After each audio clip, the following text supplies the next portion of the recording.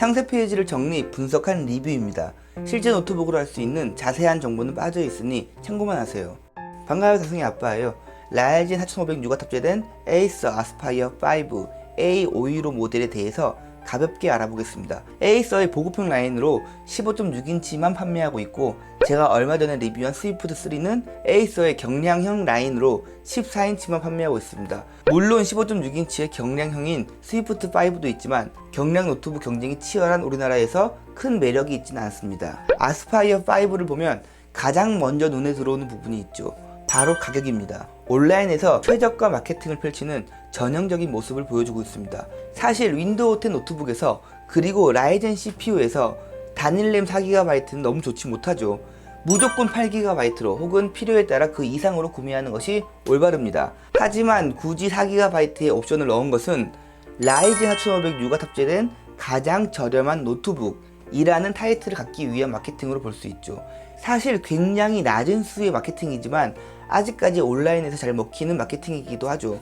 이 최저가 마케팅을 펼치는 온라인 상품들은 무조건 구매 옵션이 화려합니다. 제품 자체를 저렴하게 판매하는 대신 옵션으로 수익을 내는 구조이기 때문이죠. 참고로 작년 아스파이어 3500U 모델은 TN 패널 탑재에 IPS 패널 옵션으로 말도 안 되는 최저가 마케팅을 했습니다. 제가 작년에 굉장히 비난한 부분인데 이 부분은 내용이 길어질 수 있으니 넘어가겠습니다. 아무튼 이 상황에서 가장 현명한 소비는 가장 저렴한 4GB 깡통 모델로 구매해서 램만 따로 설치하는 것이고, 램 자가 업그레이드가 불가능하면 4GB 하나만 추가 업그레이드 하는 것이 좋습니다. 그 이상 뭔가를 해서 구매 가격을 올리는 것보다 레노버 아이디어 패드 슬림 5 구매하는 것이 장기적으로 훨씬 현명한 소비입니다.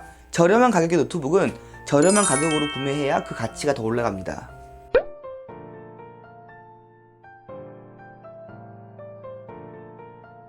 보시면 레노버 아이디어 패드 슬림 3와 대놓고 비교하고 있네요.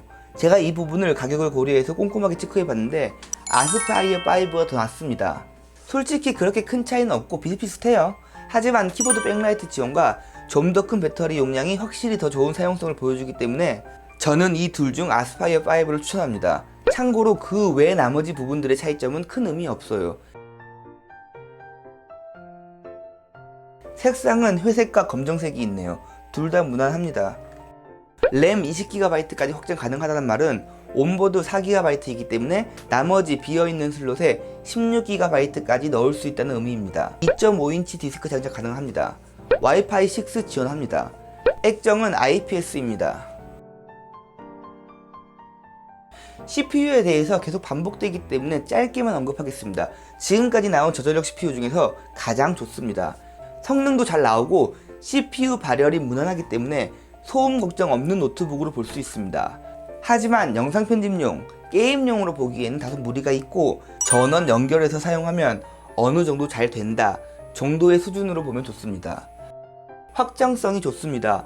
확장성이 좋으면 장기적으로 이득이 될 수밖에 없습니다. 이 무게의 노트북에 이 정도 확장이 당연하다고 생각할 수 있지만 요즘 보급형 노트북들의 확장성이 너무 부족하기 때문에 이 부분은 아스파이어 5의 굉장히 큰 장점으로 볼 수 있습니다. 일반적인 저가형 노트북들은 확장형 2.5인치 디스크 브라켓과 케이블을 따로 판매하기 때문에 이런 서비스는 아주 좋은 방향으로 봅니다. 저는 와이파이 6를 이렇게 평가합니다. 우리가 느끼지는 못하지만 기분은 좋다. 우리가 느낄 수 있는 것은 플래시보 효과 정도로 보면 되고, 와이파이 5 대비 덜 끊긴다, 더 빠르다, 이런 데이터 없는 접근은 좋은 방향이 아닙니다. 와이파이 6의 이득을 볼 수 있는 노트북 사용 환경은 너무 소수이기 때문이죠.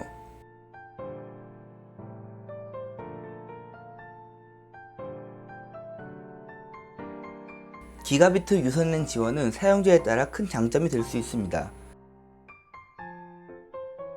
배터리는 42W시로 좋은 수치는 아니지만 라이젠 4500U CPU의 효율이 좋아서 크게 부족하지는 않을 것으로 생각됩니다. NTSC 45%급의 일반 보급형 IPS입니다. 전체적으로 아주 빡빡하고 구분감도 없고 전원부가 포함된 좋지 않은 레이아웃의 키보드이지만 이 가격에 키보드 백라이트가 들어있다는 것은 굉장히 큰 장점으로 볼 수 있습니다. USB 3.2 2개, USB 2.0 하나로 넉넉하고 좋은 구성을 가졌습니다. C타입은 데이터 전송만 가능하고 PD 충전, 디스플레이 출력과 같은 멀티 기능은 지원하지 않습니다. 이 가격에 당연한 결과이기 때문에 불만 갖는 것은 큰 의미가 없습니다. HDMI 2.0을 지원하기 때문에 4K 모니터 초당 60프레임의 출력이 가능하지만 실제로 이렇게 연결하는 것은 크게 의미 없습니다. 4K 모니터는 출력 자체만으로도 엄청난 사양이 필요한데 외장 그래픽도 없는, 그것도 노트북으로 시도한다는 것은 절대 좋지 않습니다. 물론 서핑 위주의 단순한 작업만 한다면 가능은 하겠지만 4K 모니터 가격을 생각하면 좋지 않은 선택이죠. 저전력 단독 CPU 사양의 HDMI 2.0은 그냥 보여주기용 스펙 정도로 보시는 것이 좋습니다. 캔시트 안락 지원하기 때문에 독서실이나 도서관 사용하는 분들에게 장점이 될 수 있습니다. SD카드 슬롯이 없어서 아쉽지만 유선 램 포트도 있고 전체적으로 넉넉한 포트 구성을 가졌습니다. 노트북 가격 생각하면 아주 훌륭하죠. 그렇게 작은 사이즈라고 볼 수는 없지만 두께 무난하고 무게 1.7kg으로 아주 좋습니다. 에이서 아스파이어 5의 구매 포인트는 저렴한 가격과 무난함으로 잡을 수 있습니다. 무게와 두께는 좋지만 사이즈와 배터리 용량으로 봤을 때 휴대성이 동급 노트북 대비 조금 부족하다고 볼 수 있고, 이 부분만 제외하면 특별히 지적할 부분이 없는 노트북이라고 말할 수 있습니다. 사실 그렇게 좋다고 말할 수 있는 포인트 지점은 잘 보이지 않습니다. 그냥 무난하죠. 하지만 저렴한 가격으로 이렇게 무난하게 만드는 것이 굉장히 힘든 일이기 때문에 저렴한 가격과 동시에 무난함을 구매 포인트로 잡았습니다. 이 노트북을 10만원 가량 더 비싼 슬림5와 비보북 S에 비교하는 것은 올바른 비교는 아니고 슬림3와 비교하는 것이 올바른 비교입니다. 실제로 이 노트북 구매를 고민하고 있는 분들이 슬림3와 비교를 많이 하실 것으로 생각됩니다. 제가 리뷰어로서 코멘트를 하자면 이번 레노버 아이디어 패드는 슬림5의 힘이 많이 들어갔습니다. 굉장히 잘 나왔어요. 그리고 상대적으로 슬림3는 신경을 덜 쓴 모습들이 많이 보입니다. 가성비가 좀 떨어진다는 의미죠.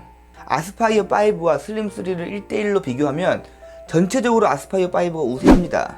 다른 부분들은 크게 의미 없고 배터리 용량과 키보드 백라이트, 이 두 가지만 봐도 어렵지 않은 선택하실 수 있을 것으로 보입니다.